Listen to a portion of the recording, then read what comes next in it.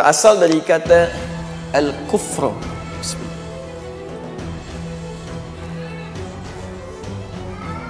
Ini akar katanya. Kata kerjanya disebut dengan kafar.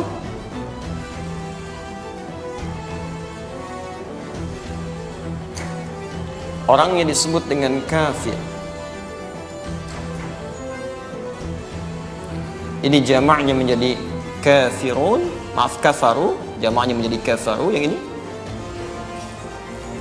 Yang ini menjadi kafirun atau kafirin.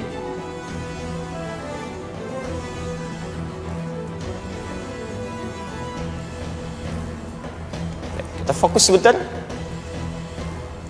Kata kafir yang ditanyakan dalam persoalan tadi berakar dari kata al-kufru, yang berarti sesuatu yang terhalang, tertutup, terhalang, tertutup.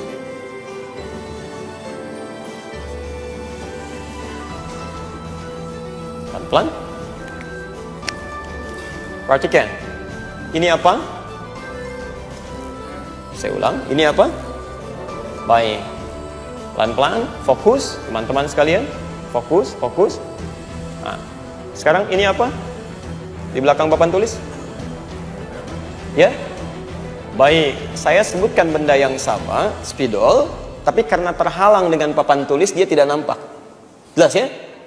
Baik, fokus, fokus. Keadaan ini, keadaan spidol yang terhalang oleh papan tulis, terhalang, tertutup, itu secara bahasa masuk pada kategori ini, al-kufru, sesuatu yang terhalang. Jelas? Tapi kalau saya sengaja misalnya, ini sudah ada spidol di sini, saya sengaja halangi begini, tutup, sampai tidak nampak. Maka aktivitas yang sengaja ini untuk menutup atau menghalangi, kata kerjanya disebut dengan kafar. Ini kata kerjanya. Pelan-pelan kita berikan teorinya, baru nanti kemudian di akhir kita simpulkan maknanya. Orang yang sengaja menutup atau menghalangi dirinya sehingga tidak nampak pada halayak yang lain, atau tidak masuk sesuatu pada dirinya karena dia halangi, sengaja dia tutup, maka orangnya disebut dengan kafir. Ini orangnya, subjeknya. Fokus. Pelan-pelan ya. Baik. Misal, ada orang sengaja ketika melihat seperti ini, kemudian dia sengaja menutup dengan hijabnya.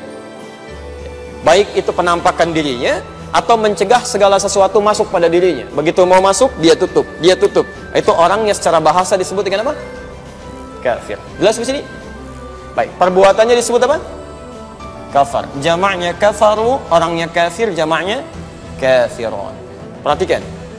Saat Rasulullah SAW datang, diutus oleh Allah Subhanahu wa taala untuk menyampaikan risalah, tidak sedikit kemudian orang-orang di sekitarnya mulai mendekat, mempertanyakan, mencari tahu apa di belakang hal yang dibawa oleh Nabi sallallahu alaihi wasallam.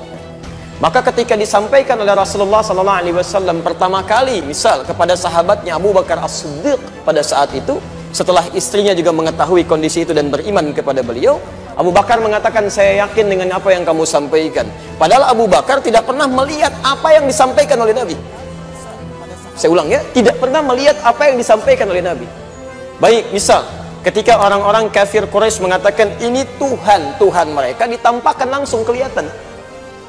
Wajar kalau orang lain kemudian yakin pada sesuatu yang ditampakkan. Baik, tapi Abu Bakar ketika disampaikan Tuhan kita Allah, walaupun tidak bisa melihat, tapi kita bisa merasakan kuasanya. Nggak nampak di hadapannya, tapi tetap yakin. Nah, sekarang perhatikan. Sesuatu yang diyakini, karena nampak di hadapan, kelihatan oleh indera kita, maka itu yang disebut dengan ilmu namanya. Yakin pada sesuatu yang ditampak, dirasakan oleh indera, disebut dengan ilmu. Tapi kalau Anda yakin pada sesuatu yang tidak tampak dalam pandangan Anda, itu disebut dengan iman. Jelas di sini? Saya ulang. Anda yakin pada sesuatu yang belum tampak pada pandangan Anda hadirkan informasinya, Anda buka diri Anda, kemudian Anda hadirkan semua itu, Anda yakini, itu yang disebut dengan iman. Jelas? Halo? Jelas? Baik. Nah, tidak sedikit juga ketika Nabi SAW menyampaikan informasi itu, ada yang sengaja menutup diri.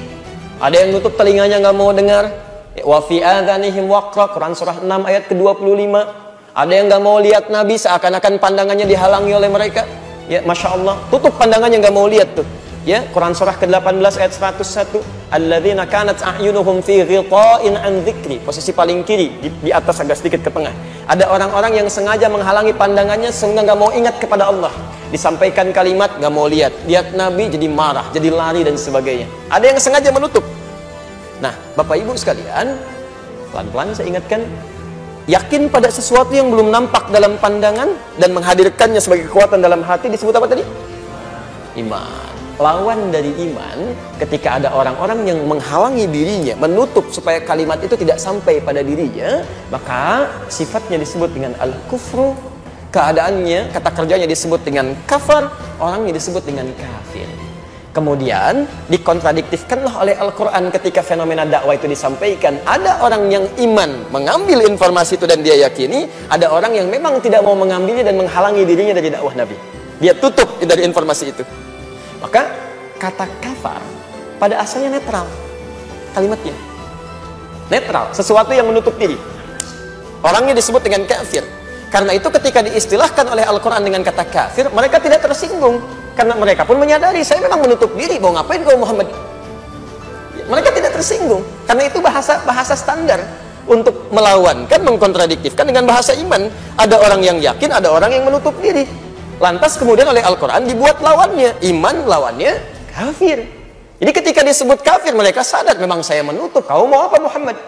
Makanya ketika mereka pun datang kepada Rasulullah SAW di suatu malam, mengajak Rasulullah untuk berbagi dalam ibadah.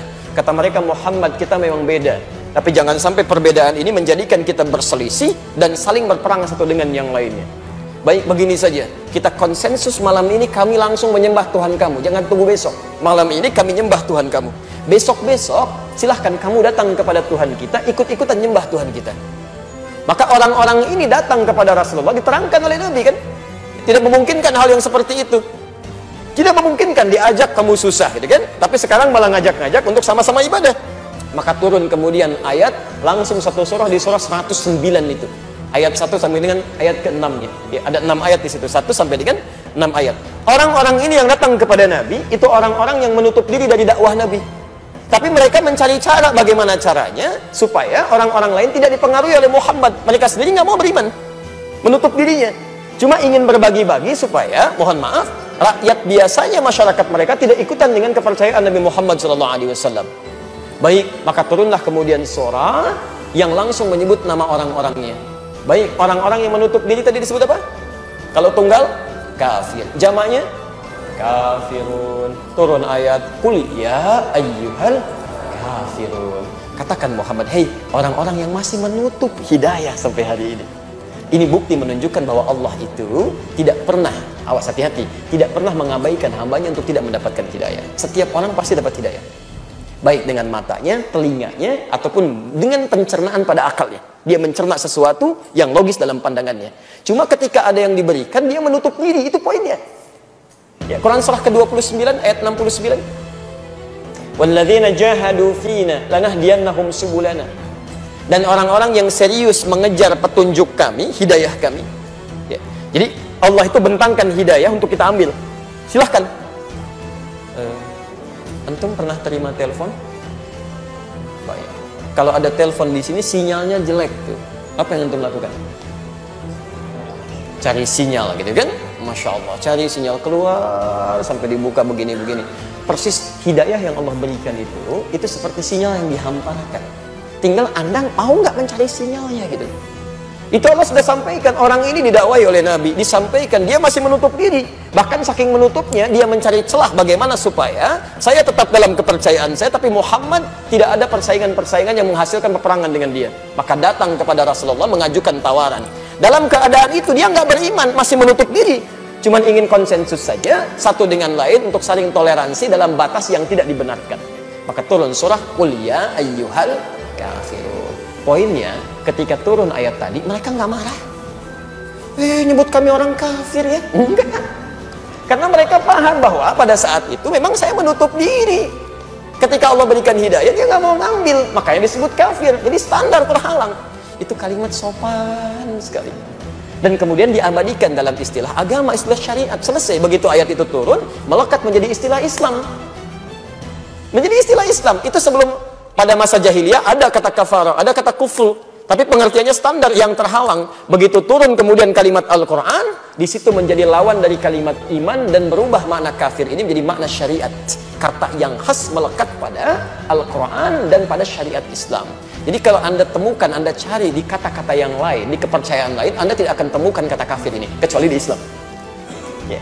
Jadi nggak bisa Anda temukan misalnya, maaf, di agama lain silahkan lihat kitab sucinya. Anda tidak akan pernah temukan, misal, ya, di Kristen yang Bible sekarang.